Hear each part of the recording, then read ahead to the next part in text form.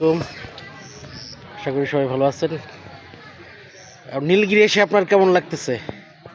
চলো ঘুরি বাংলাদেশ যে গ্রুপটা আমাদের প্রতি বছর যে আমরা এক এক জায়গায় ট্যুর করি, সেই হিসাবে আজকের ট্যুরটা হইলো বান্দরবন। এখন আমরা আছি নীলগিরি, বান্দরবন শহর থেকে 46 কিলোমিটার উপরে, এটা নীলগিরি পাহাড়ের উপরে আছি। এখানে আর্মিদের একটা ক্যান্টনমেন্টের রিসোর্ট, এখানে টিকিট করে আমরা এখন প্রবেশ করতেছি। আমাদের সাথে সবার সঙ্গে আছে 30 জন।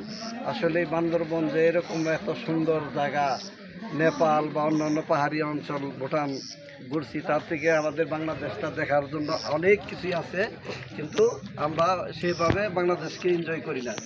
আজকে যেভাবে এই বান্দরবন ঘুরলাম, তাতে বান্দরবনের পাহাড়ি অঞ্চলটা খুবই সুন্দর এবং খুবই ভালো লাগছে, মানে এর কোনো তুলনাই হয় না।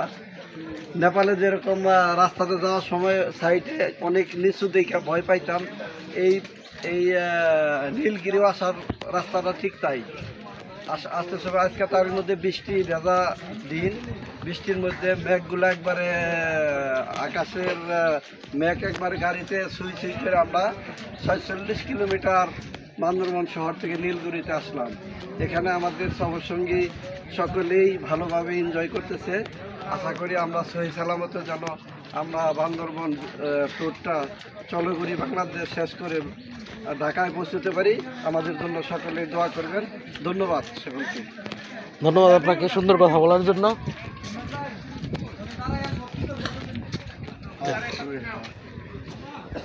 তুমি কথা বলতে থাকো, সমস্যা নাই।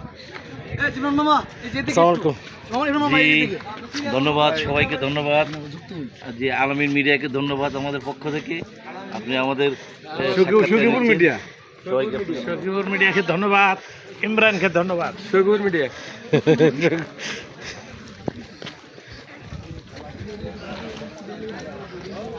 Thank you Sakhipur media, okay okay, thank you. Thank you.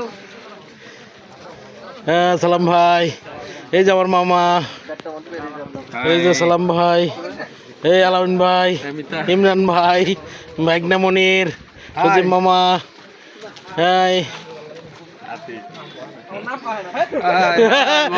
আমার মেঘনা মিলানো হয়েছে। কার নাম কই না? আমার নাম তো বললেন না। এই যে আমার আঙ্কেল মামা হামিদ মামা।